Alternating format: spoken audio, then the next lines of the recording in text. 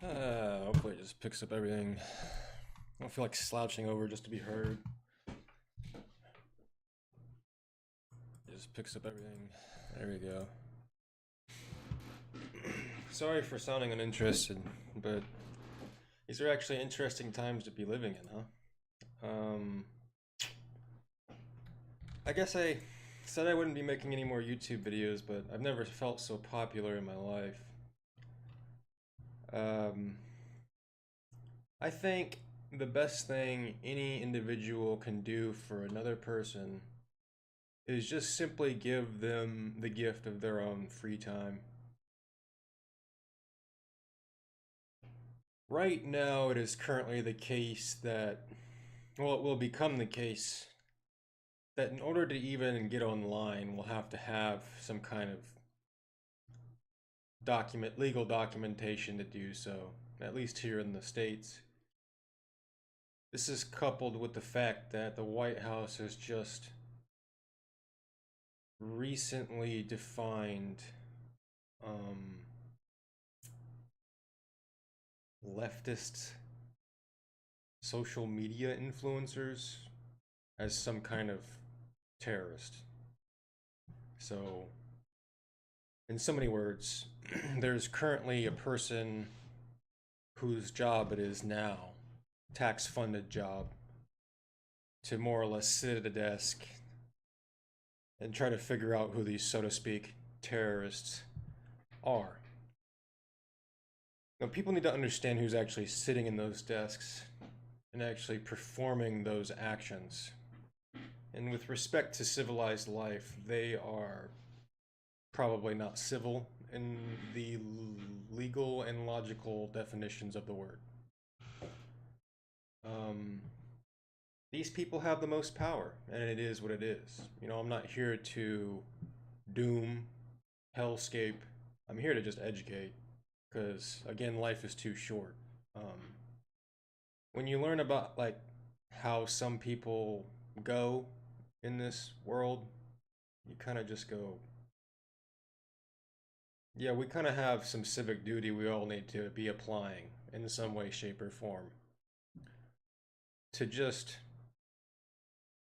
be squirrels, as it were, and collect nuts every day and go home and put our heads down inside of whatever we've made, these little stick homes more often than not. We ultimately, at the end of our life, um, certainly we live lives full of regrets at that point. There's no more hero's journey anymore. There's there's just subservience to nuts. Um, I don't think people are just bored of this cyclical nature that is capitalism bombing other countries. I think the world has more or less shown itself that it is done. Like it's people, like to call the next era of what our humanity is entering into as the age of techno feudalism, for instance, or just feudalism. But I think we are really discrediting what happens to humanity when they are actually pushed against the ropes. You know what I'm saying? Like we have, at least in the Western sense, we have yet to truly be tested. Now we see that the safeguards around Western life, they're clearly being eroded, right? Like, again, leftist social media influencers is just the natural evolution of what happens when someone's allowed to define terms like illegals, for instance. And what is so odd, just look at the behavior around the Knicks and the Spurs game. Race-based violence. And this is what I've already kind of termed, and somebody else has already termed it. I'm not trying to sound clever here, but my definition for it is manufactured environments of stupidity. Try to think about the world from a top down level. If you were essentially one of the people sitting at the table of the Legion of Doom, how would you pull the levers? This idea has already been expressed centuries ago in the idea of archonery, if you will. Like, what are the archons who actually make the decisions about how the world's supposed to operate and what actually happens to the world? We can apply all kinds of fancy modern terms to what we think is going on today.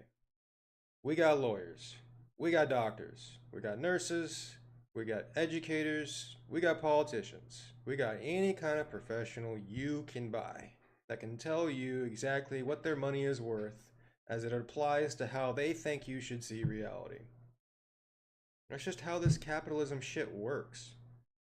And one of the reasons I'm trying to pump out this book as fast as possible, which is essentially around why money is evil, is because it has creating this essentially this people like to use the word dystopia, but at the end of the day, when you begin to break the environment down into money, how can you not see the ultimate dehumanization behaviors that come along with that practice? How do you not understand that when you assign money onto someone else's service, you are now allowed to dehumanize them? It is as simple as that. And look at how destructive we have become. Like, it is so barbaric, and it's so obvious when we begin to measure our birth rates around the world. Nobody wants to have kids because it's obvious what those kids are being born into. And the people that refuse to see the situation for what it is, well, they are so shackled to the system that they don't understand how to look at reality. They are fucking dogs being led around by a small set of masters, you know? And those dogs will ultimately rationalize in some way that what they are doing is good, appropriate. As long as they're chasing cars or victims or children at this point, they are happy and satiated. And this is the kind of society that we're building for our children. When we when we talk about artificial intelligence, this is what it amounts to. People are like surveillance state? Okay. But let's just use frank terms. What our current society of people is building is the tools that will enslave our children. So when you hear people like Chris Hedges pop off and say such things like, the future societies of people that come along after us will curse us forever, this is what they're talking about. When you refuse to see the banality of your own actions, this is what they're talking about. This is what they mean by they will be cursing you for simply ostriching. Now, you guys can take that for what it's worth. Again, you know how I look at most of you. Y'all are but puppies and chains. And that's okay. That's all you've ever been taught. That's all you've ever been subjugated to. What is Plato's allegory of the cave? What is the hero's journey at this point? What is this ingratiation into hero-dom that is around our culture, which seems to be asymmetrically attached to pedophilia? You guys see it too. What is with the uptick in people wanting to have sex with kids? And that shit doesn't just gross me out, that makes me want to start putting dogs down. Now, I will never get to that point. I won't even get anywhere close to that point. I will more than likely be shoved into a gas chamber by a dog. But I would rather have that dog behave that way around me than ever subjugate my humanity, belittle the actions that I can take, shackle myself to a system that has only ever produced bombs for brown children,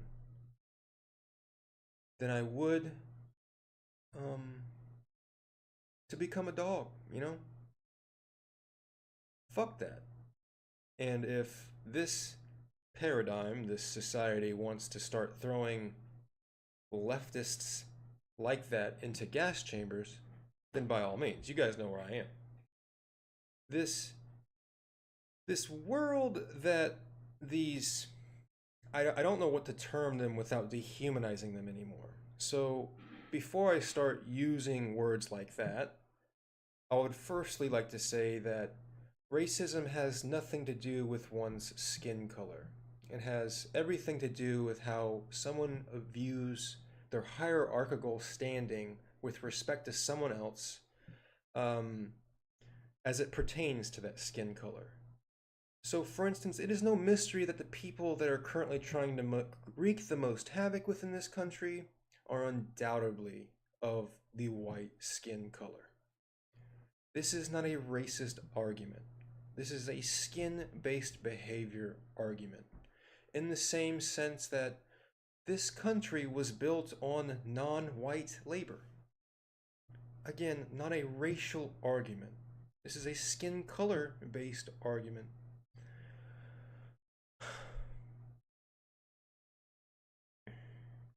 Back to what I really want to talk about, because so much of where we are today and so much of what it now takes to get over our current set of problems is simply dealing with non intelligence. The reason I term it like that is because when I begin to use logical terms like stupidity, the person who either perceives it as I'm calling them stupid usually has an emotional reaction to that framing.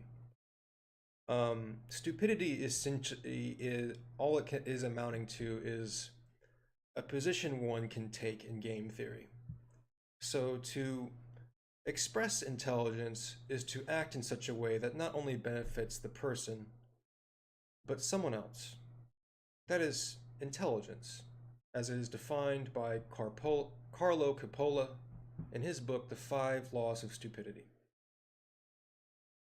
That means on the other end of the spectrum, to act in non intelligence would be to act stupidly, which is to act in such a way that is not beneficial to the person or anyone else around them. Society is being shoved into Western Bloc, is being shoved in, globe, who knows. I hope you understand once you grasp these terms, it can help you look at the marble that we're all on a little bit better. At the end of the day, what we're all suffering through is a bunch of made up monkey shit. When animals, when species of apes can show you more humanity than any given person on the Western Bloc can, this is representative of the deeper illness of that is the majority of the Western Bloc. Not anything wrong with the ape or other animals.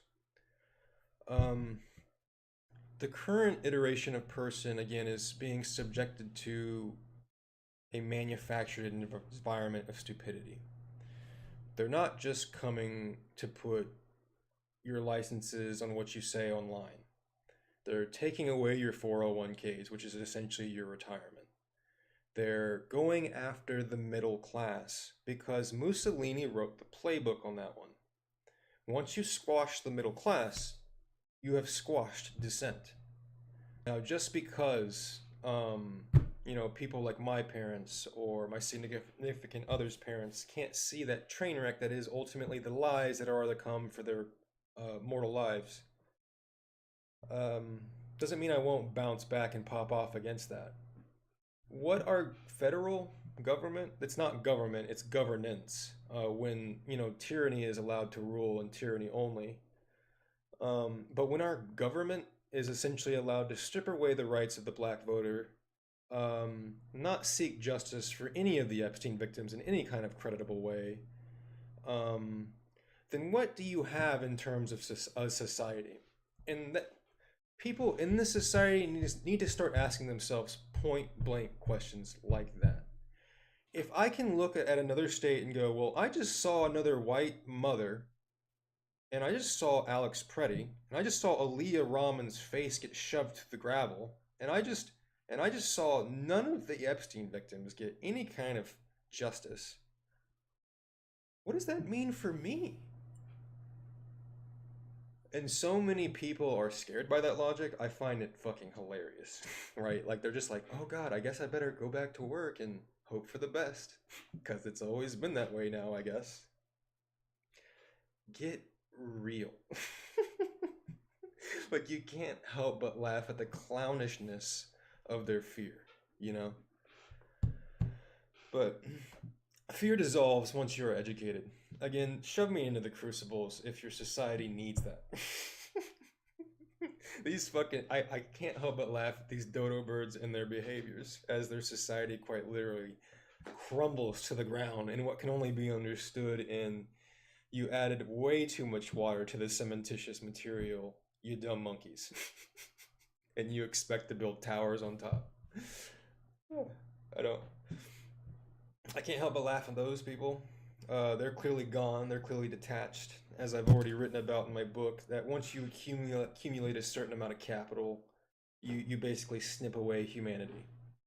As Simon Dixon has already more or less talked about, in order for him to even view genocides like the Gazan genocide, he has to do so from the lens of either the financial hat or the humanitarian hat.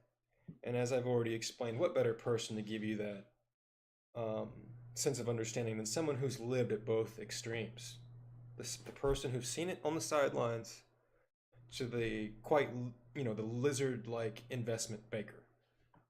So that people could complain about. Again, I don't view him like that. I think this dude he's onto something, clearly. Centralized currency, bad. Bad. And that's that's the point, right? Like we seem to just be fucking around in this soup that is money only way forward, centralized money only way forward. When we can clearly run, let's just talk about Zoran for a moment, but he can clearly run a society of people where we can get more money having less money. And really, at this point, again, when you accumulate so much money, you snap off humanity. And if that's the case, we the humans that are still left, have to get rid of the inhumanity. It's not our jobs to wait around for the status quo to figure itself out. That's never going to happen. Chris Hedges understands that you don't fight fascism just because you are going to win. You fight fascism because it is fascism. You fight fascism because if you say you care about children, you fight fascism. I don't know. I think at this point, what most people need, to the tune of almost 360 million Americans, is that right? I think what they simply need is a mirror.